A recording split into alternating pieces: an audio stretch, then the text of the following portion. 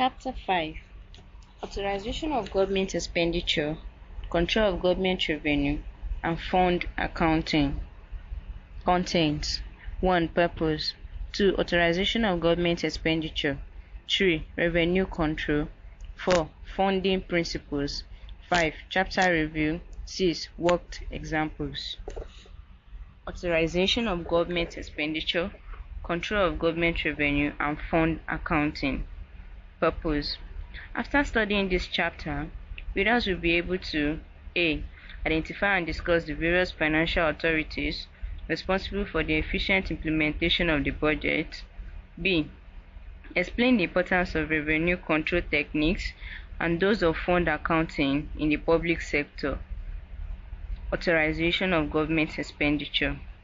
Every expenditure of government must be properly authorized and approved. The authority which confers power on the officer controlling expenditure or a vote to incur expenditure is called warrants. All warrants should be issued and signed by the Minister of Finance. Warrants can be divided into two groups: A. Recurrent expenditure warrants. B. Capital expenditure warrants. Recurrent expenditure warrants. Recurrent expenditure warrants are authorizations issued by the Minister of Finance to disburse from the Consolidated Revenue Fund. The recurrent expenditure warrants under discussion are: A. Provisional General Warrant. B. Annual General Warrant of Recurrent Expenditure. C. Supplementary General Warrant of Recurrent Expenditure. D. Reserve Expenditure Warrant. E. Supplementary, that is, contingencies warrant. F. Supplementary, that is, statutory warrant, expenditure warrant. G. Government warrant. A. Annual General Warrant, AGW, of recurrent expenditure. This authorizes the Accountant General of the Federation to release funds for the payment of personal emoluments and other services provided for in the approved estimate or budget. It also authorizes the officers controlling expenditure votes to incur expenditure for these purposes. However, the Minister of Finance may exclude from the Annual General Warrant any item of expenditure on which he desires to exercise special control. The original copy of the warrant is addressed to the Accountant General, while the duplicate is forwarded to the Auditor General. B. Provisional General Warrant, PGW. This is issued at the beginning of the financial year before the Appropriation Act comes into operation. It provides for the continuation of services of government on a scale not exceeding the level of these services in the previous financial year. The warrant will be in operation for a maximum period of 6 months or until the Appropriation Act comes into effect, whichever is shorter. The amount expendable under the Provisional General Warrant must not be more than the sum expended during the same period in the previous year. Such money spent shall not exceed the amount specified in the approved budget, and any such money utilized should be set off against the amount provided in the Appropriation Act when it comes into operation. Original copy of the Provisional General Warrant is addressed to the Accountant General of the Federation, and duplicate copy forwarded to the Auditor General for the Federation. C. Supplementary General Warrant, SGW. This warrant is issued for additional personal emoluments and other services provided for in the approved supplementary estimates. Moreover, the Minister of Finance may exclude from the Supplementary General Warrant any item of expenditure on which he desires to exercise special control. The original copy of the Supplementary General Warrant is addressed to the Accountant General, and signed copy goes to the Auditor General for the Federation. D. Reserve Expenditure Warrant, RAW. This authorizes the release of funds included in the approved annual or supplementary estimates, but excluded from the AGW or SGW. It is the release of fund which the Minister of Finance had initially withheld in order to exercise special control. E. Supplementary, that is, contingencies warrant. This is issued in exceptional cases where I. 1. Bereavement is not possible. 2. Application for additional provision reveals such high degree of urgency that the issue of funds cannot be postponed until a supplementary appropriation act is passed. Contingencies fund warrant must first be issued by the Minister of Finance, authorizing the Accountant General to transfer necessary funds from the contingencies fund to the Consolidated Revenue Fund. Thereafter, a supplementary, that is, contingencies warrant, must be issued, authorizing expenditure from the head and subheads concerned. F. Bereavement warrant, VW. This is issued when, as a result of unforeseen circumstances, during the time the annual estimates were being approved, an additional provision is required under a particular subhead, and an equivalent amount can be saved under another subhead of the same head. However, bereavement warrants should not be used to create a new subhead for items disallowed by the Budget or Estimate Committee. To be successful, applications for bereavement should 1. Be in writing, 2. State that a particular subhead is in deficit, 3. State that another subhead is in surplus, 4. Indicate that both subheads are within the same economic head, 5. State that after the transfers, the other subheads should not be in deficit, 6. State that bereavement warrants are not sought to create new subheads. G. Supplementary, that is, statutory expenditure warrants. Supplementary, that is, statutory expenditure warrants authorize additional expenditure over and above that included in the annual general warrant and supplementary general warrant from votes chargeable to Consolidated Revenue Fund by legislation.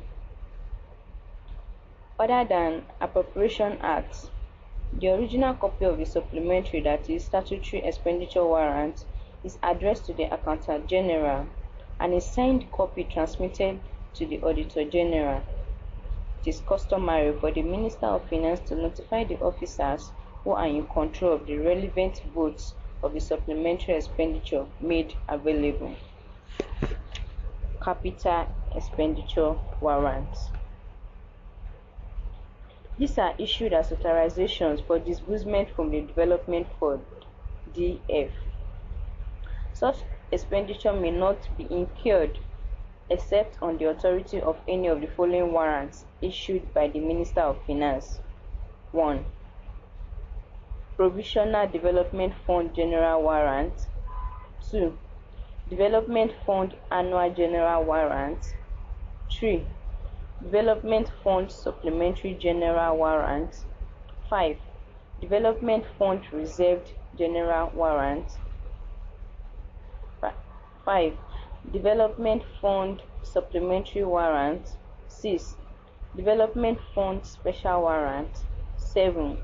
Development Fund Bereavement Warrant. A. Development Fund Annual General Warrant, DFAGW. This authorizes the Accountant General of the Federation to issue funds for expenditure on capital projects as contained in the approved capital estimate and mandates the officers controlling expenditure votes to disburse on the capital project envisaged. The authority to incur expenditure will be conveyed after the National Assembly has approved the capital expenditure budget. B. Provisional Development Fund General Warrant. This is issued before the approval of the capital estimates by then National Assembly at the beginning of the financial year. It authorizes the payment from the development fund of such amount that is necessary for carrying on the projects for which expenditure has been authorized in the previous financial year for a period of 6 months or until the authority of the National Assembly has been obtained, whichever is shorter. C. Development Fund Supplementary General Warrant DFSGW. The DFSGW authorizes the AGF to issue funds and the officers controlling votes concerned to incur expenditure on projects as sanctioned by the National Assembly in resolutions approving supplementary capital estimates. The Honorable Minister of Finance may exclude from DFSGW any item of expenditure included in supplementary capital estimates over which it is desired to exercise special control. D. Development Fund Reserve Expenditure Warrant. A DFREW authorizes the release of funds in the approved annual or supplementary capital estimates, but excluded from the DFAGW and DFSGW. That is, it is the release of funds which the HMF initially withheld in order to exercise special control. G. Development Fund Supplementary Warrant. A DFSW authorizes additional expenditure over and above that which is included in the DFAGW or DFSGW for purposes of revoked capital expenditure which was provided for in the previous financial year but not fully expended in that year. Accelerate the provisions of funds already formally allocated but not voted for a project, and also accelerate the completion of a specific capital project. F. Development Fund Special Warrant. A DFSW is issued in exceptional cases where 1. Veriment is not possible. 2. Provision for the release of additional funds reveals such high degree of urgency that the release of funds cannot be postponed until a supplementary capital estimate is approved. If the issue of funds is postponed, it will cause serious injury to the public interest. The amount to be expended under this warrant must not exceed the balance of the development fund remaining after all other expenditures provided for in the capital estimate have been incurred. G. Development Fund Veriment Warrant. The warrant permits the issue of additional funds necessary for the completion of a capital project, for which money already allocated in the estimate is not enough to complete the project. There must, however, be sufficient offsetting savings in the amount appropriated for other projects in the same economic programmed sector. The limitations imposed for the issuance of the Development Fund Veriment warrants include: A. Reallocation can be made only within the same head of expenditure in the capital estimate. B. The reallocation must not give rise to any principle or policy. C. It cannot be used to provide funds for new projects. Note that all warrants are issued in 2 copies. The original copies are forwarded to the Accountant General of the Federation and the duplicate copies to the Auditor General for the Federation. A notification to the effect that a warrant has been issued shall also be published in the Federal Office Gazette. Revenue Control. The term revenue control describes the various checks put in place to ensure that all monies due are received and accounted for. The revenue control system in the public sector is designed to have the following elements. A. Periodic monitoring. B. Politicizing the revenue administration system to ensure that services are not rendered without charges being levied. C. Timely issuance of demand notices and follow-up action to track down debts. D. Timely issuance of all revenue documents. E. Prompt lodgement into the bank of all monies received. F. Establishment of authority limits for revenue handling. G. Establishment of functional system of internal controls and constant review of procedures. Funding principles. Fund accounting is one of the fundamental principles underlying government accounting. For stewardship purposes, the income of government is categorized into series of funds. Each fund caters for a specific welfare activity of government. The word fund has been defined as a separate fiscal and accounting entity in which resources are held, governed by special regulations, separated from other funds, and established for specific purposes. Classification of funds. Funds can be classified into three categories, namely: A. Government funds. They are used to accrue for resources which are derived from the general tax and revenue powers of government. Examples are debt service fund, special fund, and revolving fund. B. Proprietary funds. These are funds used to account for the resources derived from the business activities of government and its agencies, such as the parastatals. C. Fiduciary funds. These are used to account for resources held and managed by government in the capacity of a custodian or trustee. Such funds are Petroleum Technology Development Fund, Trust and Agency Fund, and Pension Trust Fund. Types of funds. A. General fund. It is a fund established for resources which are devoted to financing the general administration or services of government. It is also called Consolidated Revenue Fund. Section 5 of the Finance, that is Control and Management Act of 1958, Cap. 144, 1990, stipulates that the management of the fund should be in accordance with the requirements of the Constitution of Nigeria.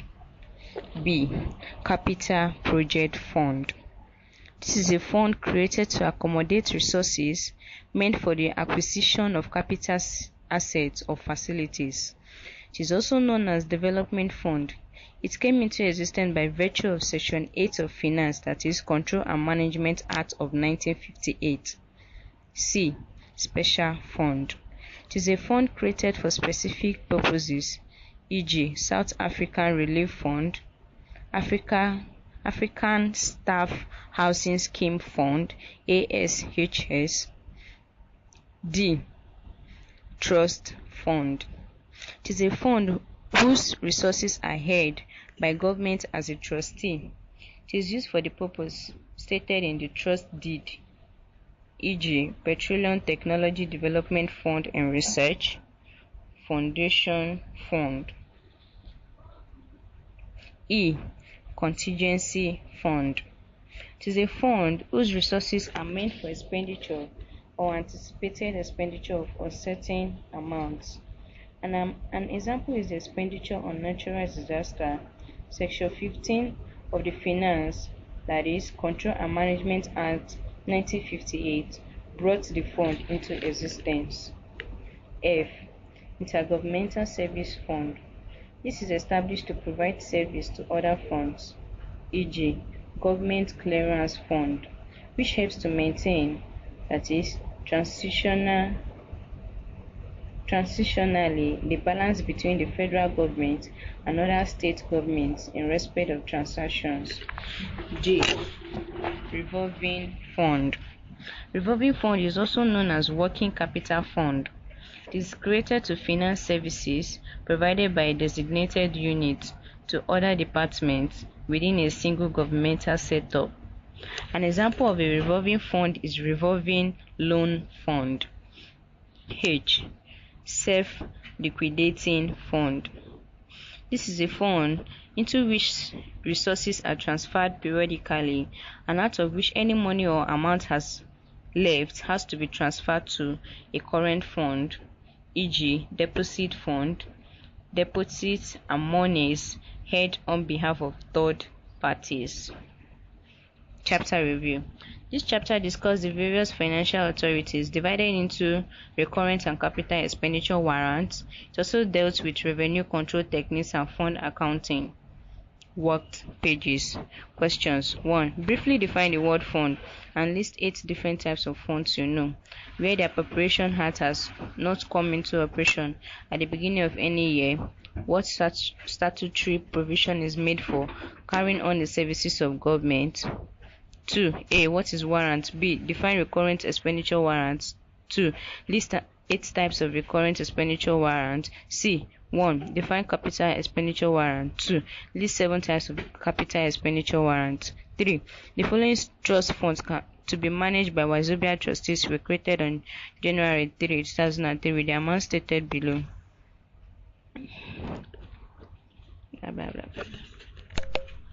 Suggested solutions. 1a. The word fund can be defined as a separate fiscal and accounting entity governed by special regulations separated from other funds and established for a specific purpose. Types of fund. There are 8 different types of funds, namely A. Consolidated revenue fund. B. Development fund. C. Contingencies fund. D. Special fund. E. Trust fund. F. Intergovernmental service fund. G. Revolving fund. H. Self-liquidating fund. B. Where the appropriation has not come into operation at the beginning of the year, the statutory provision made for carrying on the services of the government is known as Provisional General Warrant, PGW. The Provisional General Warrant is an authority empowering the Accountant General and the officer controlling expenditure to release funds for the payment of personal emolument and other services pending the approval of the budget. However, the Provisional General Warrant will be in operation for a maximum period of 4 months or until the budget has been approved. Whichever is earlier also, the amount expendable under the warrant must not be more than the same amount spent during the same year period in the previous year. The only exception to this rule is payments made as salaries and allowances. 2a. Warrant is the authority issued by the Minister of Finance and directing to the Accountant General or to the officer controlling expenditure to incur expenditure on items that have approved in the budget estimate. B. 1. Recurrent expenditure warrants are authorizations issued by the Minister of Finance to disburse from the Consolidated Revenue Fund to meet items of recurrent expenditure that has been approved in the estimate. 2. Types of recurrent expenditure warrant. 1. Provisional General Warrant. 2. Annual General Warrant of recurrent expenditure. 3. Supplementary General Warrant of recurrent expenditure. 4. Reserve expenditure warrant. 5. Supplementary, that is contingencies warrant. 6. Supplementary, that is statutory expenditure warrant. And 7. Veriment warrant. C. 1. Capital expenditure warrants. These are issued as authorizations for disbursement from the Development Fund, that is DF. Such expenditure may not be incurred except on the authority of any of the following warrants issued by the Minister of Finance. 2. Types of capital expenditure warrant. 1. Provisional Development Fund General Warrant. 2. Development Fund Annual General Warrant. 3. Development Fund Supplementary General Warrant. 4. Development Fund Reserve General Warrant. 5. Development Fund Supplementary Warrant. 6. Development Fund Special Warrant. And 7. Development Fund Veriment Warrant. And the material answer is solved.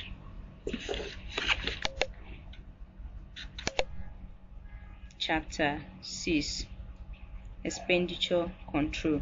Content. 1. Purpose. 2. Need for control. 3. Public Accounts Committee. 4. Chapter Review. 5. Worked examples. Expenditure Control. Purpose. After studying this chapter, readers should be able to A. Rationalize the need for expenditure control. B. Identify the various types of controls exercised over government expenditure. And C. Describe the expenditure control process of the government. 1. Need for control.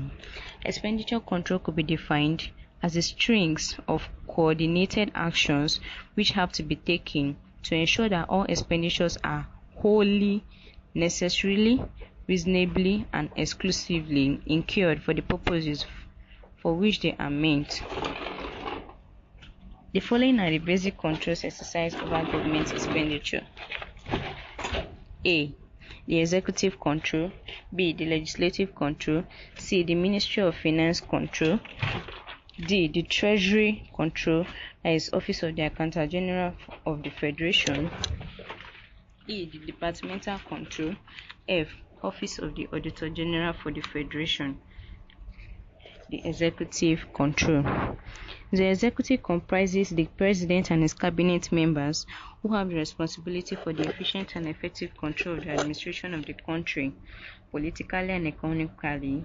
The Constitution created two other arms of government called the legislative and the judiciary for purposes of checks and balances. All measures and policies taken by the President are subject to the approval of the legislature within the ambit of the Constitution. Consequently, in accordance with Section 81 of the Constitution, the President shall cause to be prepared and laid before each House of the National Assembly at any time in each financial year estimates of revenue and expenditure of the Federation for the following financial year.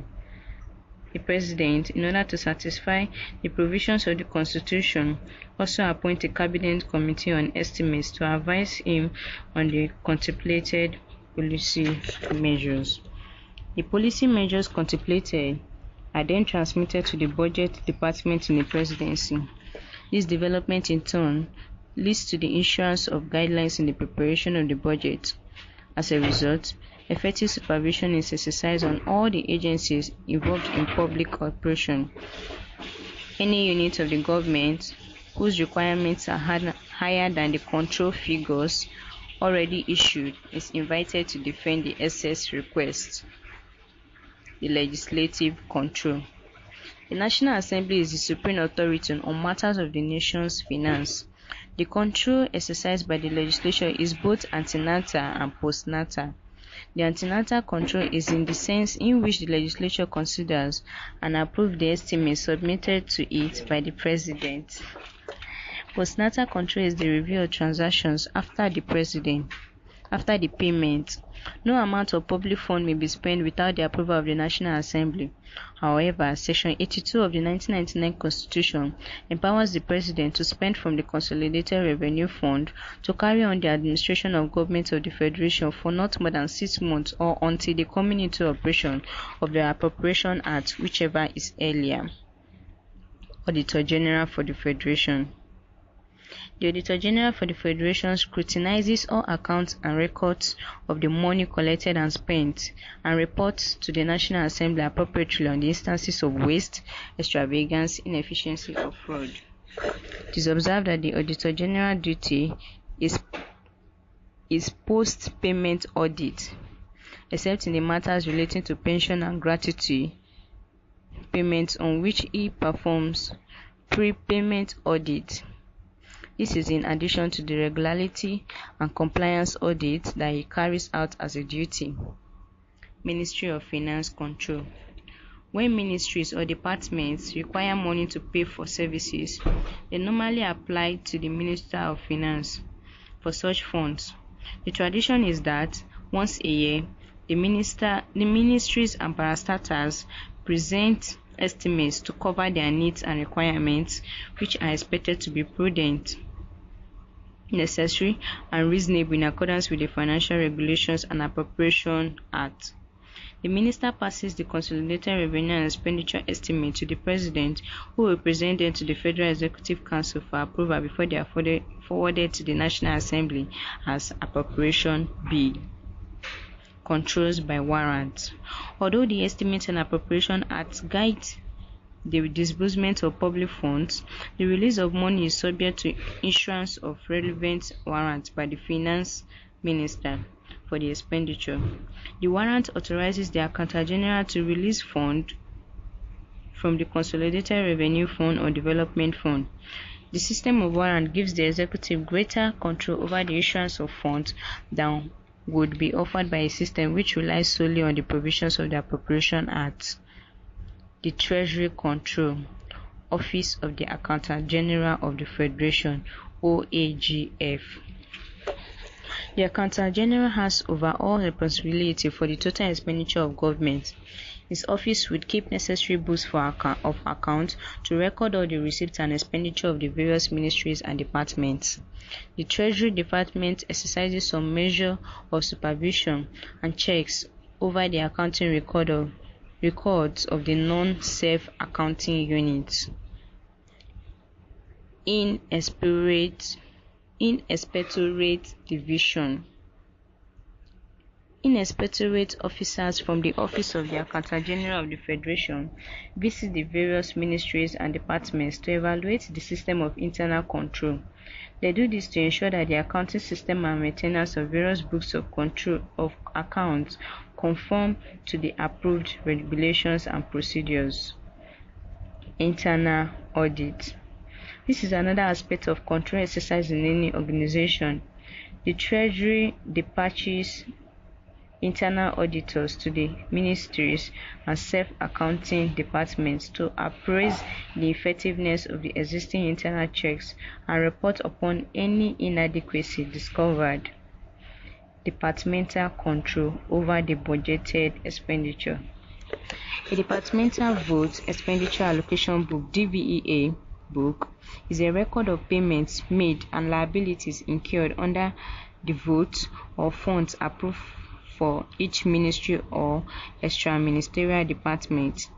A vote book is maintained for each head or subhead of expenditure. It is an integral part of the budgetary control system. The book is designed to facilitate vote watching to ensure that expenditure incurred are not in excess of appropriation. Over expenditure of departmental votes amounts to reckless use of public funds and is seriously frowned at by government. It is the duty of the officer who is controlling the votes to thoroughly investigate without delays payments or charges which appear in the schedule drawn up by the Accountant General which do not appear in the vote books, particularly with a view to the prevention and detection of fraudulent payments. Public Accounts Committee. The 1979 and 1989 constitutions brought into existence the Public Accounts Committee. The purpose of the committee is to expose waste, corruption, or inefficiency in the handling of public funds or projects. It is empowered to examine the audited accounts of the Federation and those of public offices as well as the Auditor General's report thereon. Chapter Review. This chapter dealt with expenditure control, with emphasis on the various forms of control over government expenditure. This including executive, legislative, Ministry of Finance, the Treasury, and departmental controls. Worked examples. Questions. 1. What are the main roles of the National Assembly in planning and monitoring of public expenditure? 2. The following are the basic controls exercised over government expenditure. A. The executive control. B. Legislative control. C. The Treasury control. D. Inspectorate Division control. E. Internal audit. F. Office of the Auditor General of the Federation. Required. Explain 4 of the controls listed above. Suggested solutions. 1. The main roles of the National Assembly in planning and monitoring of government expenditure are 1. Ratification of the monetary and fiscal policies adopted by the executive. B. Compilation and ultimate approval of the nation's budget. C. Ratification of the appointment of the Auditor General. D. Appointment of the Public Accounts Committee. E. Monitoring of the implementation of the budget. F. Guiding against extra budgetary spending and ensuring that money is expended on the purpose for which it is meant. 2a. Executive control. The executive comprises the president and his cabinet members who have the responsibility for the efficient and effective control of the administration of the country politically and economically. The Constitution created 2 other arms of government called the legislative and the judiciary for purposes of checks and balance. The president, in order to satisfy the provisions of the Constitution, also appoints a cabinet Committee on Estimates to advise him on the contemplated policy measures. The policy measures contemplated are then transmitted to the Budget Department in the Presidency. This development in turn leads to the issuance of guidelines on the preparation of the budget. As a result, effective supervision is exercised on all the agencies involved in budget operation. Any unit of the government whose requirements are higher than the control figures already issued is invited to defend the excess request. B. The legislative control. The National Assembly is the supreme authority on matters of the nation's finance. The control exercised by the legislature is both antenatal and postnatal. The antenatal control is in the sense in which the legislature considers and approves the estimates submitted to it by the President. Postnatal control is the review of transactions after payment. No amount of public fund may be spent without the approval of the National Assembly. However, Section 82 of the 1999 Constitution empowers the President to spend from the Consolidated Revenue Fund to carry on the administration of government of the Federation for no more than 6 months or until the coming into operation of the Appropriation Act, whichever is earlier. C. The Treasury Control. The Accountant General has overall responsibility for the total expenditure of government. His office would keep necessary books of accounts to record all the receipts and expenditure of the various ministries and departments. The Treasury Department exercises some measures of supervision and checks over the accounting records of the non-self accounting units. D. Inspectorate Division. Inspectorate officers from the Office of the Accountant General of the Federation visit the various ministries and departments to evaluate the system of internal control. They do this to ensure that the accounting system and maintenance of various books of accounts conform with the appropriate approved regulations and procedures. E. Internal audit. This is another aspect of control exercised in any organization. The Treasury dispatches internal auditors to the ministries and self-accounting departments to appraise the effectiveness of the existing internal checks and report upon any inadequacy discovered.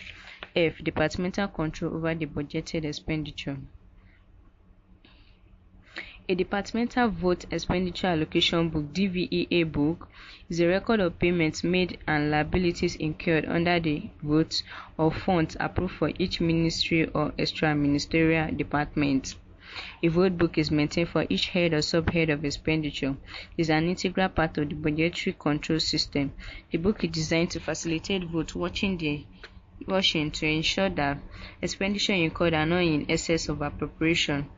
Over expenditure of departmental votes amounts to reckless use of public funds and is seriously frowned at by government.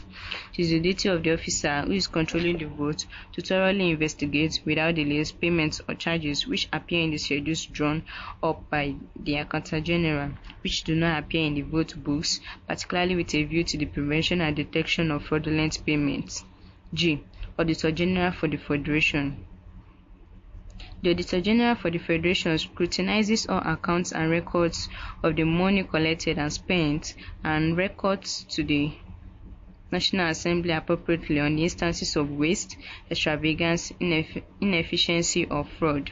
It is observed that the Auditor General's duty is to post-payment audit, except in the matters relating to pension and gratuity payments, on which it performs pre-payment audit. This is in addition to the regularity and compliance audit that it carries out as a duty. Chapter 7. Preparation of Vouchers. Contents: 1. Purpose. 2. Introduction. 3. Types of vouchers. 4. Chapter review. 5. Worked examples. Preparation of vouchers. Purpose. After studying this chapter, readers will be able to A. Identify the various types of vouchers in use, B. State the essential features of a valid voucher, and C. Explain the duties of the accounting officers with respect to the use of payment vouchers. Introduction. A voucher is a document which evidences a receipt or payment of money. Specifically, Government Financial Regulation states that all payments must be by means of the prescribed form. Types of vouchers.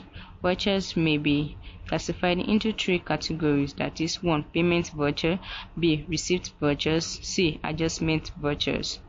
Payment vouchers. Any money to be paid by the government must be supported with a payment voucher.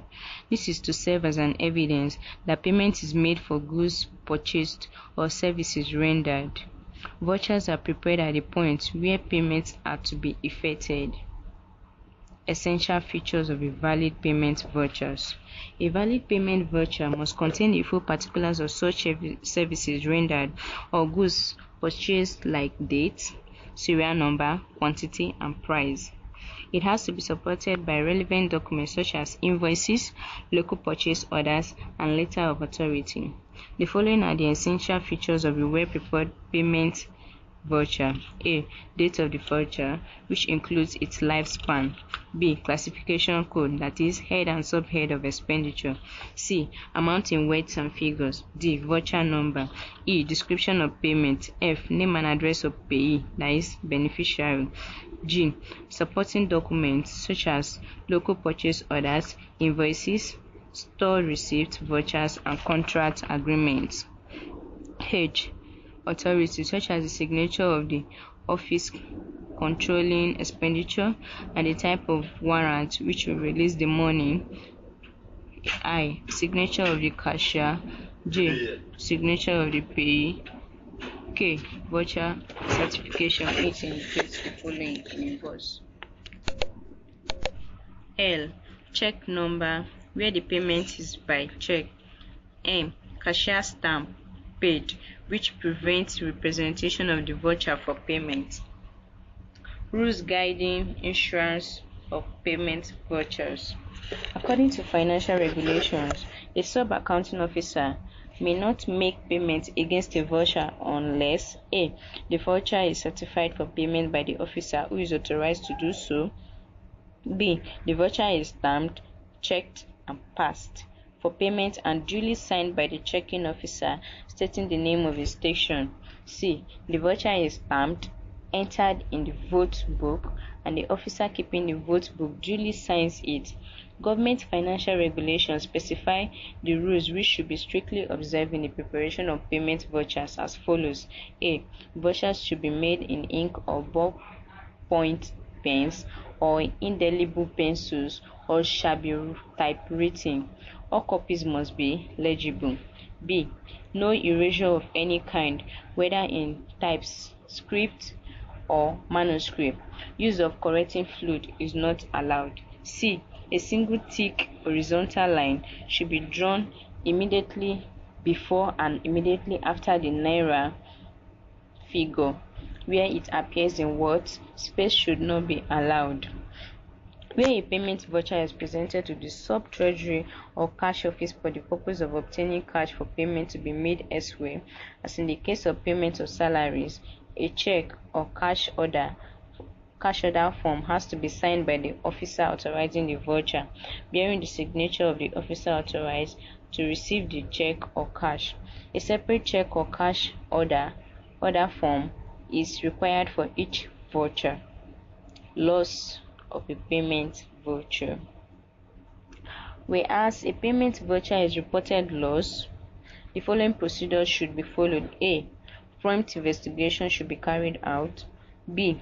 It should be established whether payment has been made on it or not. C. It should be ascertained whether or not the cash drawn is still on hand. D. Report should be made by the accounting officer to the accountant general stating the circumstances of the loss. Receipt vouchers. A receipt voucher is a documentary evidence that the sum stated thereon has been received. Any receipt into the government purse must be supported with the Treasury Form 15, Pay in Form, with attached Treasury Receipt, Book 6, before it is regarded as an authentic receipt voucher. Format of a receipt voucher. Giving the format of the receipt voucher here. Adjustment vouchers. Adjustment voucher is the documentary evidence of former entries which enables transfers to be made from one account to another without actual receipt or payment of cash. Adjustment voucher is used in any of the following circumstances: A. Payment for interministerial services.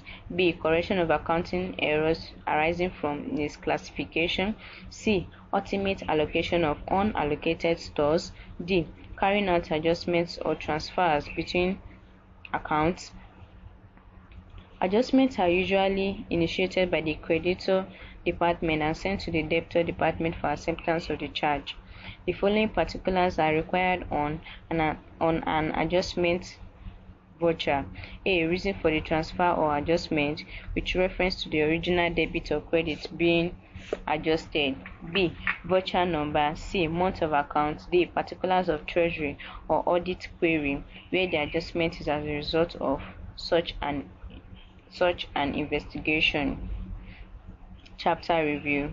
This chapter discussed payment vouchers, received vouchers, and adjustment vouchers. Emphasis was stressed on the essential features of valid vouchers and the duties of the accounting officers with respect to payment vouchers. The actions to be taken in the event of loss of payment vouchers was also discussed. Govt examples. Question: what is a payment voucher? Enumerate the essential features of the valid payment voucher. C. List 3 uses of adjustment voucher. 2a. List 10 types of vouchers used in public sector accounting. B. In the event of loss of an already raised payment voucher, what are the procedures to be followed? C. List 5 documents required to accompany a contract payment voucher. Suggested solutions. 1a. A payment voucher is a document prepared to serve as evidence that payments made for purchase of goods and services rendered are properly authorized and approved. B. Essential features of a valid payment voucher are: 1. Date of the voucher, which includes the lifespan. 2. Classification code, that is, head and subhead. 3. Amount in words and figures. 4. Voucher number. 5. Description of payment. 6. Name and address of beneficiary. 7. Supporting documents such as local purchase orders, invoices, store receipts, vouchers, and contract agreement. 8. Authority for the release of the money paid. 9. Signature of cashier. 10. Signature of beneficiary. 11. Voucher certificate indicated in a box. 12. Check number, where payment is by check. 13. Cashier stamp paid, which prevents representation of the voucher for a second time. Uses of adjustment vouchers. 1. Effecting payments for services rendered by one ministry or department to another. 2. Adjusting wrong postings of transactions. 3. Reclassification of transaction. 4. Allocation of unallocated stores. 2a. Types of vouchers used in government accounting. 1. Payment voucher, pensions. 2. Pay-in voucher. 3. Journal vouchers. 4. Receipt vouchers. 5. Adjustment voucher. 6. Payment voucher as remittance. 7. Transport allowance voucher.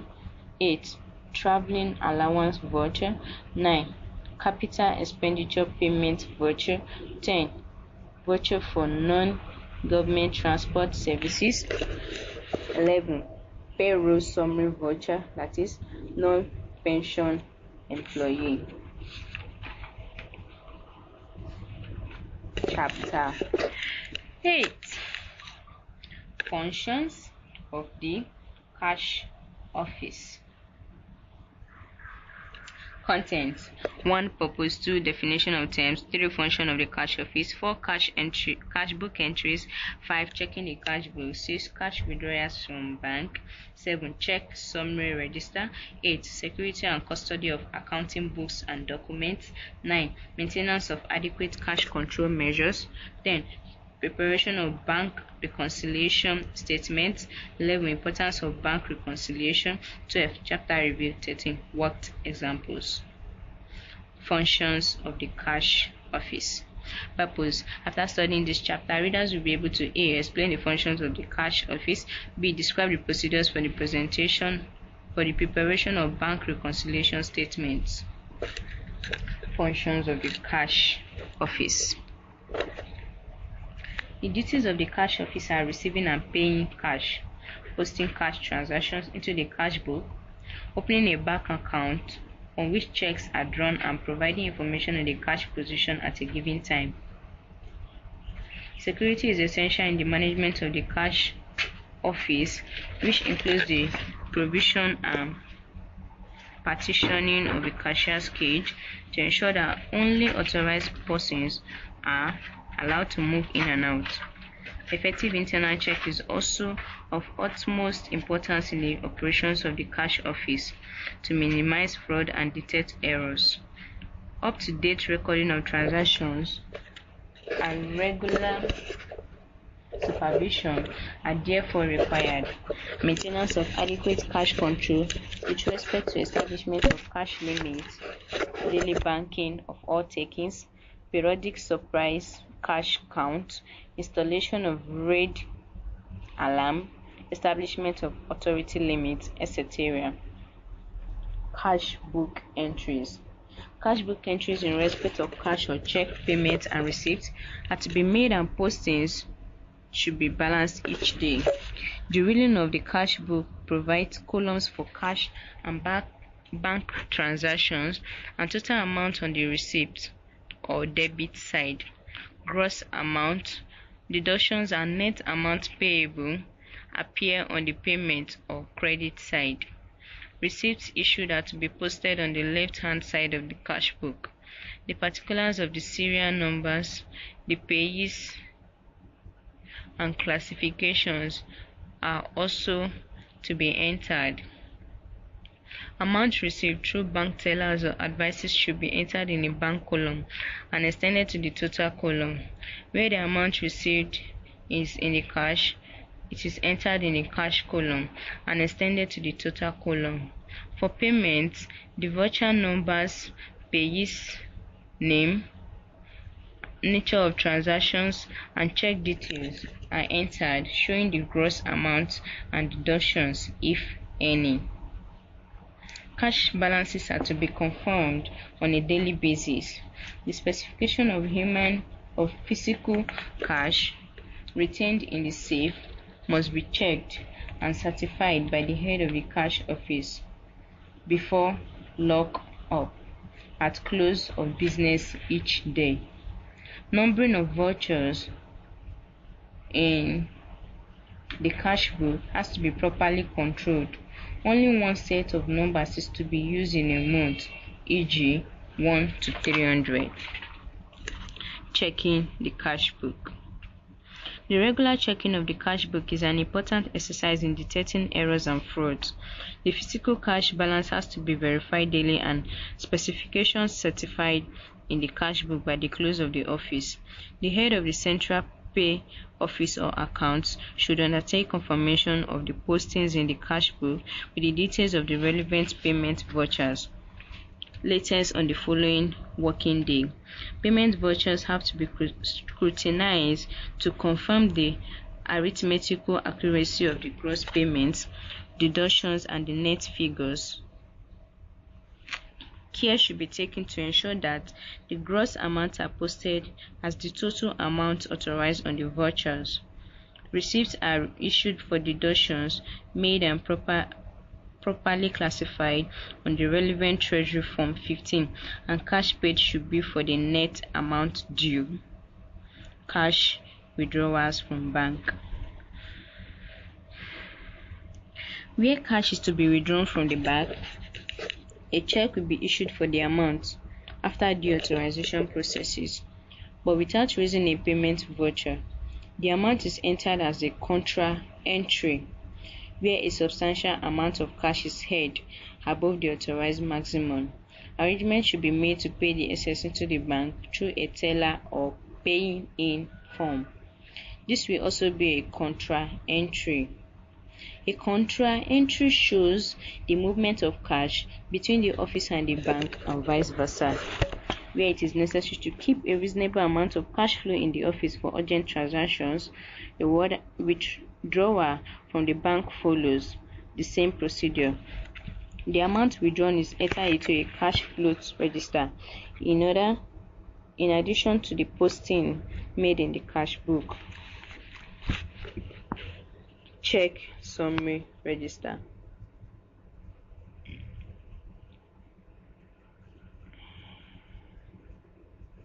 The check summary register serves as a useful record for the verification of bank transactions in the cash book.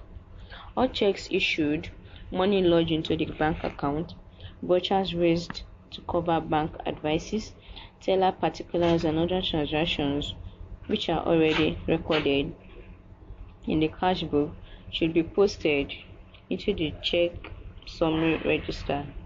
The register is balanced daily. The balances in the register have to agree with those in the cash book. As an internal check, the person posting the summary register should not be the same person handling the cash book. The head of accounts should check the register daily before the cashier accepts any voucher for payment.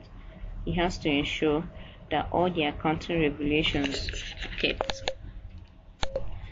Security and custody of accounting books and documents. Security documents carry monetary values.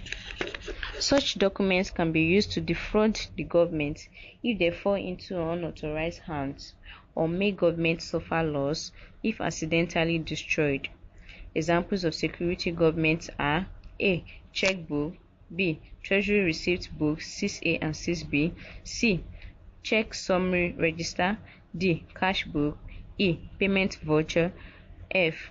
Local purchase order, G. Postal order, H. Money order. The security control of checkbooks is important in the prevention of fraud. Issuing and handling of checks should be limited to a sizable number of staff of the pay office. Due check of unused leaves in a checkbook should be undertaken in order to ensure that none has been removed for fraudulent purposes. Unclaimed checks, which become stale after 6 months of issuance, are written back.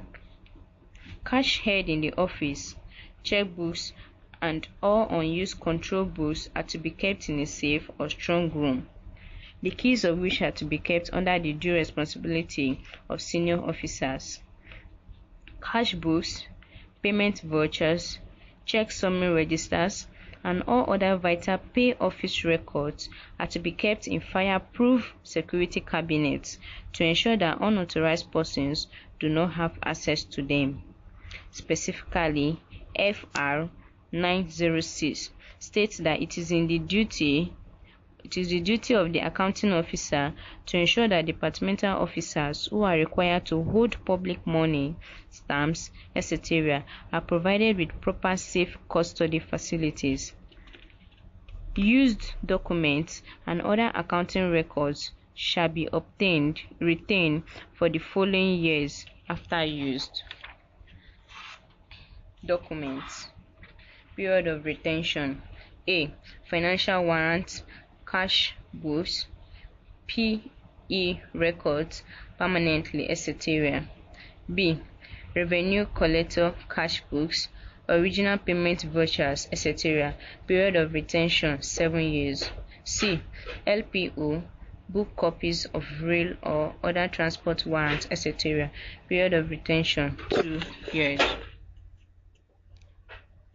Maintenance of adequate cash control measures.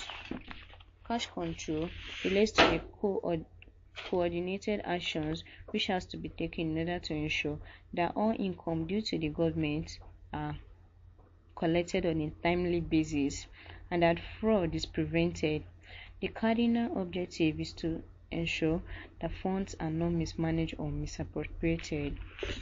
The following are the various cash control measures adopted in ministries and parastatals. A. Establishment of cash limits. B. Daily banking of all takings. C. Periodic surprise cash count as cash survey. D. Provision of a safe that has to be under dual control. E. Installation of red alarm. F. installation of counting, sorting machines and mercury lights. G. Ensuring that sufficient and adequate insurance cover is taken over the cash limit. H. Investment of idle funds. I. Establishment of authority fund limit. J. Balancing of cash book. K. Preparation of bank reconciliation statements. Preparation of bank reconciliation statements. Every organization have to keep close watch on its bank account transactions to guard against fraud or the infiltration of extraneous entries. It exerts the watch through regular preparation of bank reconciliation statements. In these days of fast and smart bank deals, the importance of preparing bank reconciliation statements at regular intervals cannot be overemphasized. Failure to do this may not only result in heavy loss of funds, but sometimes in much more embarrassing situations.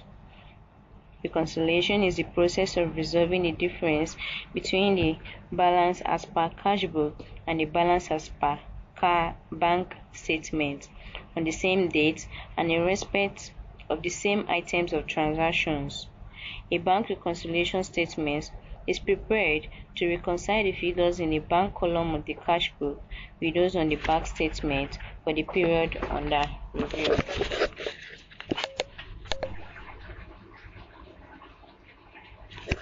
Documents required for the preparation of a bank reconciliation statement. 1. Cash book and check summary register. B. Bank statements. C. Check stubs. D. Paying in slips. E. Last bank reconciliation statement. F. Debit and credit advices. Procedures for carrying out bank reconciliation exercises. The bank reconciliation exercise is done by picking the bank balance of cash in the cash book to which are added to the values of unpresented checks and receipts in bank, not in cash book. Payments made by bank, not in cash book, and receipts in cash book, not in bank, that is, uncredited checks, are deducted. The resultant balance should agree with the subsisting figure on the bank statement. The following activities are recommended. A. Pick or extract the cash book balance at the end of the month. B. The previous month's bank reconciliation statement should be made available in order to treat the outstanding items just as unpresented checks and uncredited lodgements. C. Tick debit entries in the cash book against credit entries on the bank statement. Conversely, tick credit entries in the cash book against the debit entries on the bank statements. D. Extract the unticked items into the following suggested schedules. Schedule A. Unpresented checks. Schedule B. Credits in bank, not in cash book. Schedule C. Uncredited lodgements. Schedule D. Debits in bank, not in cash book. E. Prepare the bank reconciliation statement based on the format suggested. In summary, bank reconciliation is made up of 4 components, namely 1. Unpresented checks. These are checks issued to payees but which have not been presented to the bank for payment. 2. Credits in the bank but not in the cash book. These are direct lodgement into the bank for which receipt has not been issued and which have not been entered in the cash book. 3. Uncredited checks. These are lodgements not yet credited by the bank as at the end of the month when the bank statement was received. 4. Debits in the bank but not in cash book. These are withdrawals, commissions, and standing order payments in the bank statement that were not yet recorded in cash book. We are given a typical bank reconciliation statement and illustration on it. Importance of bank reconciliation. A. It discloses any unauthorized check issued and cashed. B. It reviews any dishonored checks for which receipt has been issued and entered into the cash book. C. It discloses fraudulent or fake pay-in slip purported to have been obtained for paying into government account. D. It reviews any lodgements not credited by the bank either by omission or commission.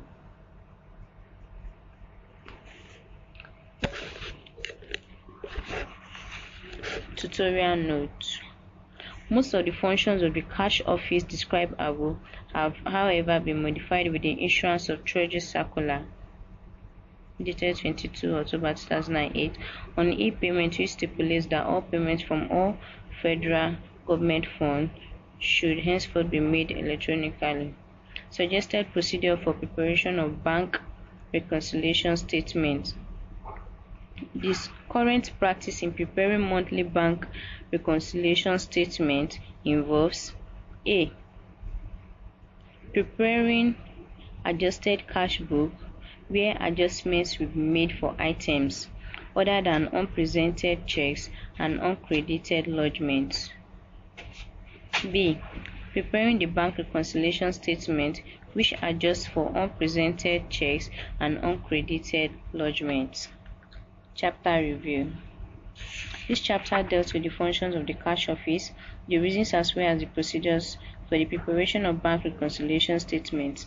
However, the functions of the cash office have been modified by the introduction of e-payments. What examples? Question number 1. The cash book of Igwe Local Government Council has a credit balance of 21,000 on 30 June.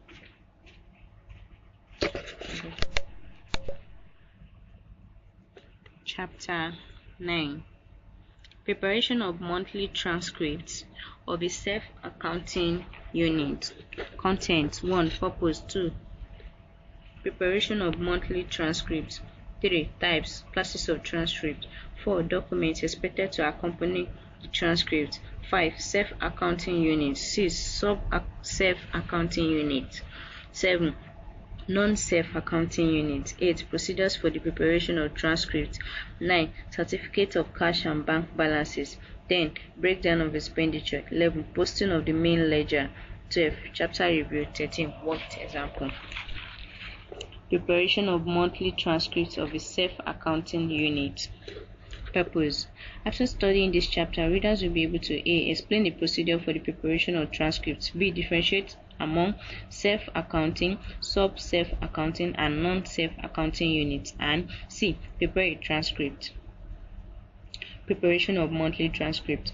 A transcript can be defined as a summary of the total receipts and payments as posted in the cash book. The preparation of monthly transcripts is an important aspect of the functions of a self-accounting ministry. It is the only means by which the information on the cash transactions of a ministry are forwarded to the Treasury. A transcript is the final account of a self-accounting unit or a sub-self-accounting unit. Types of classes or classes of transcripts. Transcripts can be classified into 3, namely 1. Main transcript, 2. Supplementary transcript, and C. Subsidiary transcript. Main transcript is the transcript prepared by the self-accounting unit and submitted to the Accountant General of the Federation on a monthly basis. It is also referred to as cash transcript.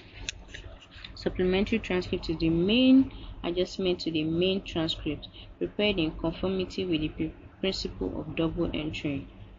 Subsidiary transcript is prepared to complement the main transcript. It is used to correct errors or omissions in the main transcript. It contains both above and below the line account items. Documents required to accompany transcript.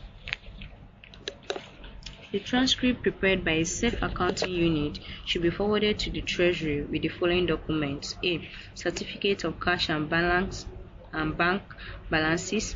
B. Schedule of vouchers pre-release date. C. Bank reconciliation statement. D. Schedule of expenditure. E. Schedule of outstanding vouchers.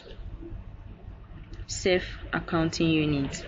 A self-accounting unit is a ministry or extra-ministerial department which has full control over all its accounting records. The unit relates to the Treasury, that is, the Accountant General Office, through the preparation of transcripts. Examples of self-accounting units are A. Ministry of Finance, B. Ministry of Works, C. Ministry of Education. Conditions to be fulfilled for a ministry to be self-accounting. In accordance with Financial Regulations 1202, for any ministry to be recognized as a self-accounting unit, it has to satisfy the following conditions. A. It should have adequate qualified personnel. B. It should be operating adequate and functional system of internal control. C. It should have an internal audit department. Advantages of a self-accounting system or a self-accounting unit. These are: A. It relieves top management of work overload. B. It speeds up operational decision making. C. It increases flexibility and reduces communication problems. D. It increases motivation of the workforce and encourages usage of initiative. E. It provides better training for junior management. Disadvantages of the operation of self-accounting units. These are: A. Coordination may be difficult to achieve.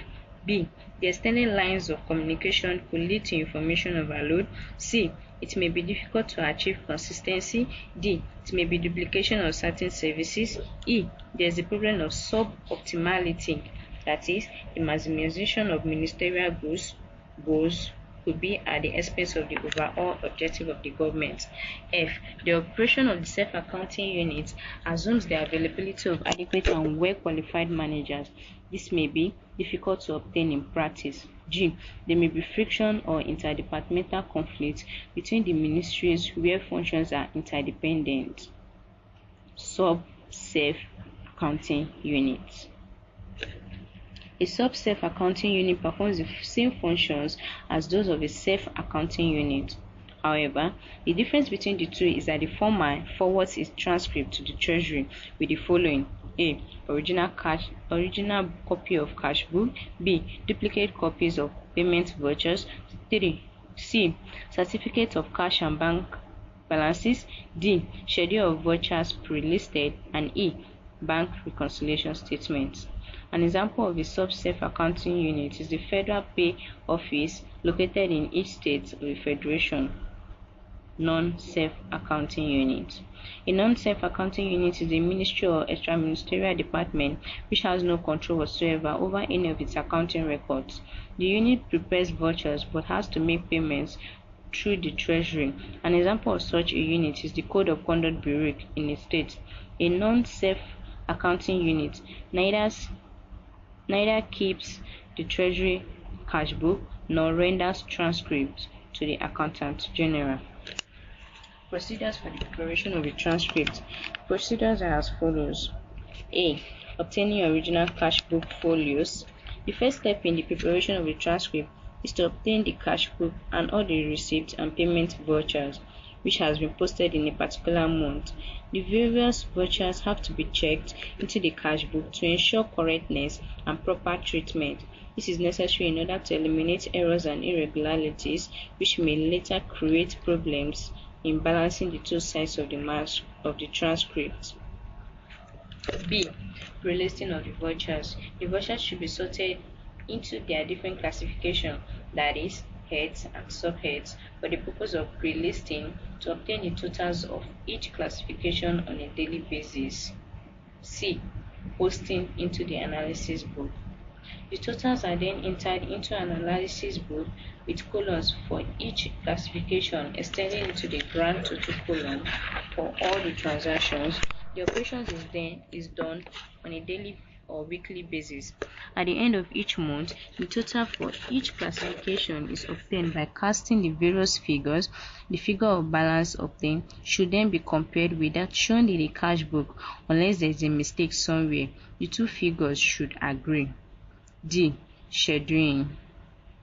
This involves recording the various vouchers according to the classifications which show serial numbers and gross amounts. E. Generation of the monthly transaction. The monthly transcript is prepared from the figures in the analysis book and the voucher schedules. The balance brought forward from the previous month is the opening item. The transcript entries are closed with the balance carried down for the month. The balance should also agree with the cash book closing figure for the month. Then we are given a format of the transcript. Certificate of cash and bank balances. This is a confirmation statement that the cash and bank balances indicated in the cash book are correct. The certification is usually made by the officer supervising the cashier. Monthly cash and bank balances as at 31st January 20. I hereby state the P statement number 4, statement of capital development fund position of my cash book with regard to show the cash and bank balances for the month of January 2000. Cash balance, opening balance at January 1st, 2000, add total receipts for the month, less total payments for the month, closing balance as at 31st of January 2000. Then we have bank balance, opening balance at 1st of January 2009. Then you add total receipts for the month, less total balance payments for the month, then closing balance as at 31st of January 2009. I certified at the end of January 2009, my cash book has a cash balance of dash, which was the same with the amount of physical cash available, and a bank balance of dash, which has subsequently been reconciled with the Central Bank of Nigeria nil balance. Breakdown of expenditure. Only the totals of heads of classification in the recurrent expenditures are recorded. Consequently, a statement of expenditures by subheads should be prepared and transmitted along with the transcript. The monthly totals are to be shown along with the transactions undertaken by other ministries of federal pay office, which have been incorporated in the accounts. Certificate of cash and bank balances, bank reconciliation statements of internal bank adjustment, breakdown of expenditures and vouchers are to accompany the transcript to the Treasury. Posting of the main ledger. A main ledger is to be kept in a self-accounting ministry or extra-ministerial department to record transactions relating to below-the-line accounts and others controlled by the Accountant General of the Federation. The main ledger is another form of the Treasury General Ledger. The totals of the transaction recorded in the main ledger are to be posted and balanced monthly. These accounts, which are kept in the main ledger, are cash accounts, imprest accounts, internal bank adjustment accounts, deposit accounts, personal advances account, non-personal advances account, and cash transfer accounts. Reconciliation is done monthly of the accounts in the main ledger with those of the Treasury General Ledgers, and whatever accounts for differences between the two ledgers are to be highlighted for follow-up action. Chapter review. This chapter discusses the procedures for the preparation of transcripts, which are the final accounts of self-accounting and sub-self-accounting units. Clear distinctions was also made between the various accounting units.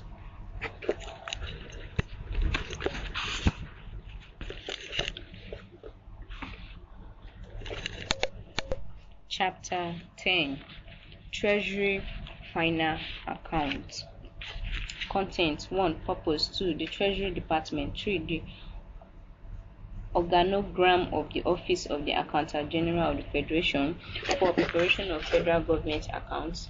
5. Final Accounts Unit. 6. Revised Financial Statement. 7.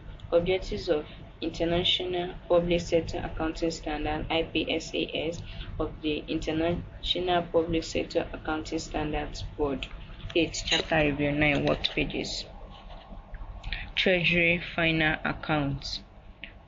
Purpose. After studying this chapter, the reader should be able to A.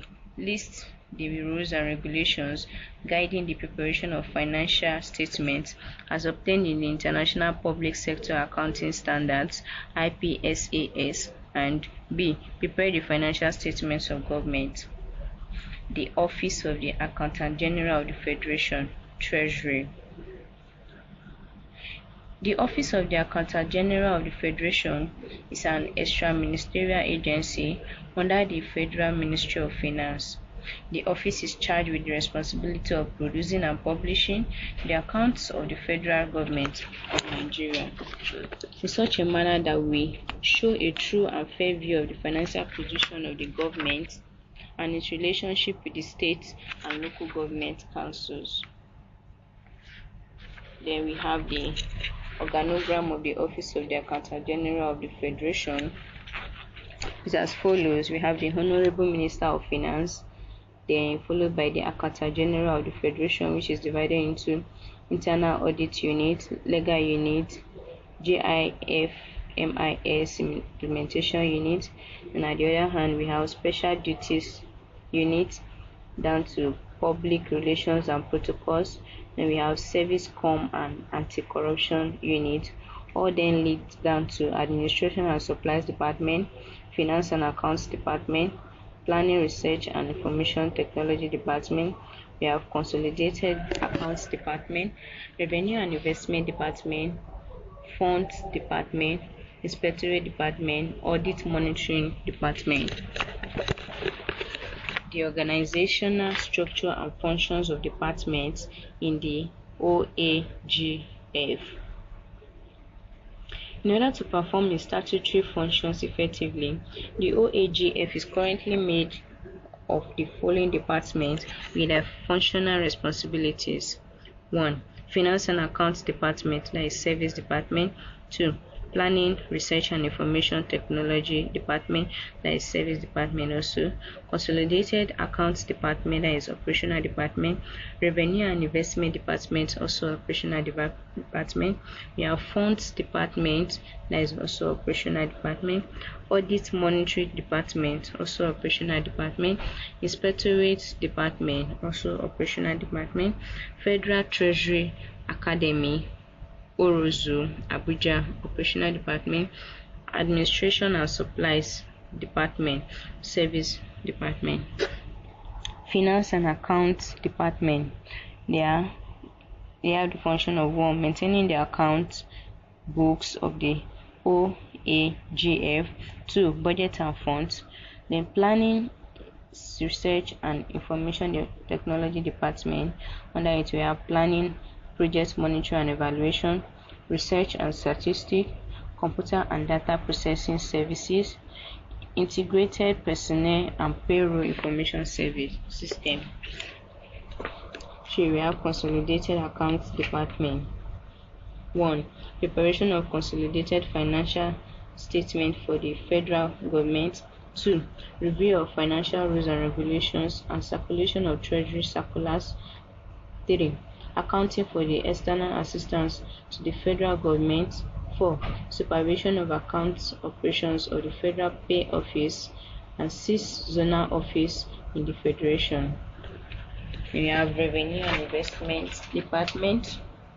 Under it we have functions Revenue Monitoring and Accounting. 2. Control and Supervision of Federal Sub-Treasury and Pay Office in Abuja. 3. Managing federal government investments in statutory corporations, parastatals and companies. 4. Loans recovery and collection of returns on investment. 5. Project evaluation and performance assessment of government investments. Fund Department. 1.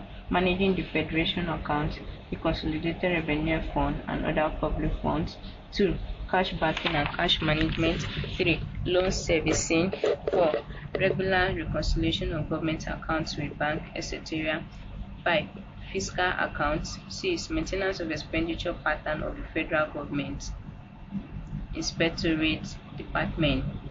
1. Inspection of the accounting records, documents, and books of federal ministries. 2. Of federal ministries, departments, and agencies to ensure compliance with rules and regulations as well as checks for internal control. 2. Investigation of cases of fraud and losses of funds and stores in federal ministries, departments, and agencies. 3. Permanent Board of Survey and Inquiry into cash and stores and cases of loss of government funds and property in federal ministries. 4. Losses Committee on Cases and Write-off of Losses. Audit Monitoring Department. 1. Control and supervision of the pool of internal auditors in federal ministries, departments, and agencies. 2. Perform and monitor all the internal audit duties in federal ministries and federal pay offices. 3. Collate and analyze the internal audit reports from all the ministries and agencies, Federal Treasury Academy, Orozu. Running of training and manpower development programs for accounts, revenue, and audit personnel in the Federal Civil Service, Administration, and Supplies Department. 1. Appointments and promotion. 2. Discipline of all accounts and internal audit staff in all the federal ministries or agencies. 3. Supervision and control of the pool of accountants, internal auditors, and accounts assistants in all the federal ministries, departments, and agencies. 4. Manpower training and development of all audits and accounts staff in OAGF and the pool. 5. Supplies and maintenance services, Federal Pay Office in the state. The Federal Pay Office in each state capital is required to provide a cash pay office and other account station to cater for the federal government's financial transactions as well as the financial transactions of branches of all the federal ministries, departments, and agencies in each of the federation. It also collects revenue into the federation account and the Consolidated Revenue Fund account of the federal government. It is also required to disburse funds to all the local governments in the federation. The Sub-Treasurer of the Federation. The Sub-Treasurer of the Federation operates the Consolidated Revenue Fund account of the federal government. It is this account that enjoys the ways and means, that is, overdraft, granted by the Central Bank of Nigeria, where there is insufficient funds in the account. The Sub-Treasury also services non-self-accounting units and agencies in Abuja. Treasury with states. The OAGF is responsible for the calculation and disbursement of the statutory revenue allocation to states and local governments from the Federation account, servicing guaranteed external loans and development loan stock on behalf of state governments, the disbursement of non-statutory allocation such as grants to the states, and management services on government financial accounts.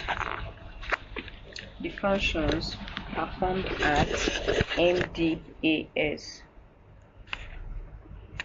As stated in Government Financial Regulations Chapter 1, Paragraph 10, the functions of officers controlling expenditures are as follows. 1. Ensure that adequate accounting and internal control systems are in existence as prescribed by or under the authority of the Accountant General of the Federation. 2. Exercise supervision over the receipt of public revenue and ensure prompt collection. 3.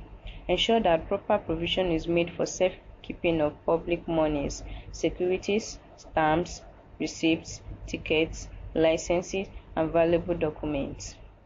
Maintain checks to prevent occurrence of fraud, embezzlement, and carelessness. Promptly charge in its accounts under proper heads and subheads all disbursements.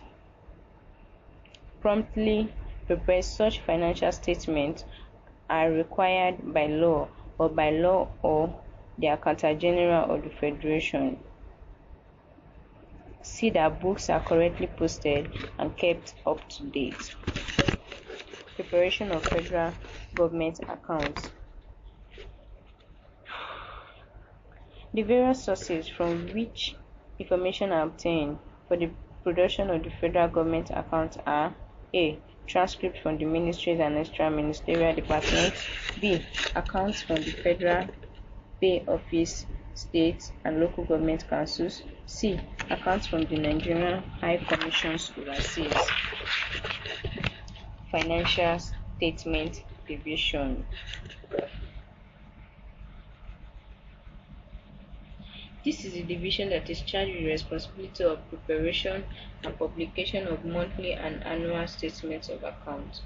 Specifically, Sections 13 and 14 of the Audit Act of 1956 and Section 24 of the Finance, that is Control and Management Act, required the Accountant General of the Federation to prepare and submit to the Auditor General for the Federation the following annual financial statements.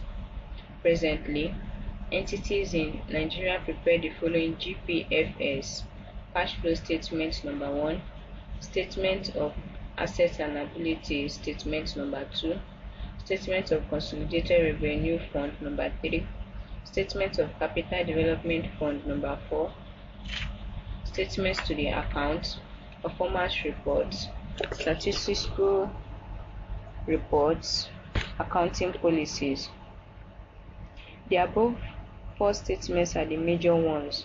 However, the following notes are also relevant: Note on Treasury bills, Note on Special and Trust funds, Note on other loans and investments, Note on national or public debt. The note on national debt is divided into internal and external components. Internal debts are made up of treasury bills, treasury certificates, and loan stocks raised and retired within the country.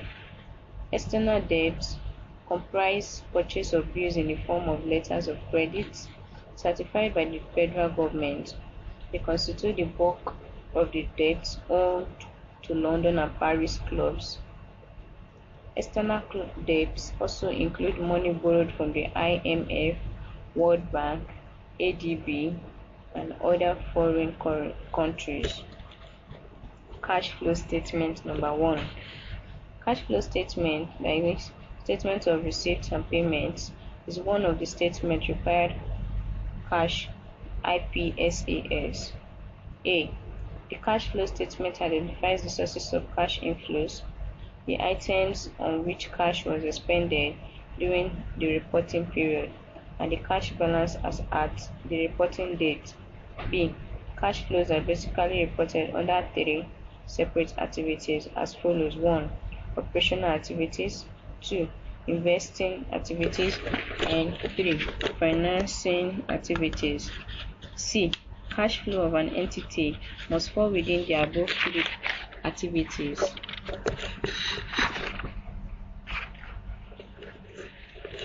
Statement number 2, that is statement of assets and liabilities.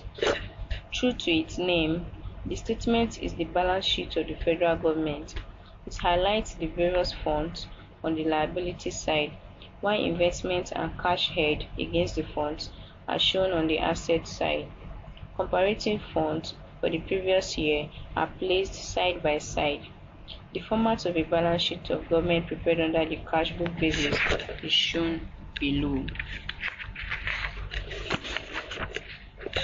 Statement number 3, that is statement of Consolidated Revenue Fund. According to Section 80 of the 1999 Constitution, all collections made by and accruing to the federal government directly and allocations from the Federation account should be lodged into the Consolidated Revenue Fund. The outflows from this fund are to meet: A. Recurrent expenditure B. Transfer to contingency fund. C. Redemption of treasury bills. D. Transfers to development fund. E. Consolidated revenue fund charges. Note on recurrent revenue. This shows the actual cumulative figures of revenues collected to the end of the current period with comparative figures for the previous period. A recurrent revenue item is collected from the government's day-to-day activities. Examples are court fees, interest on fixed deposit, and rent of government property. Note on recurrent expenditure. The statement contains the actual cumulative features of recurrent expenditures incurred today with comparative figures for the previous year. Recurrent expenditure relates to day-to-day disbursements to run the administrations of local government councils, state and federal governments. Example are the salaries of government workers, electricity bills, and maintenance of vehicles. Statement number 4. Statement of development fund, that is, or capital expenditure. The fund is meant to finance general capital projects such as the construction of government hospitals. The inflows into the fund include loans, grants from foreign countries, and releases from the Consolidated Revenue Fund. Although the main statutory financial statements are 11 with 8 supporting statements and 14 supporting sub-statements. The most important ones among them are the 5 items on which comprehensive notes have been given above. However, the statutory financial statements are summarized in a tabular form as follows. Chapter review. This chapter dealt with the final accounts prepared by the Accountant General of the Federation. The final accounts are usually divided into A. Statement number 1, statement of cash flows. Statement number 2, we have statement of assets and liabilities. In statement number 3, we have statement of consolidated revenue fund. Then statement number 4, we have statement of capital development fund. Also discussed in this chapter are the rules and regulations guiding the preparation of financial statements as contained in the International Public Sector Accounting Standard (IPSAS).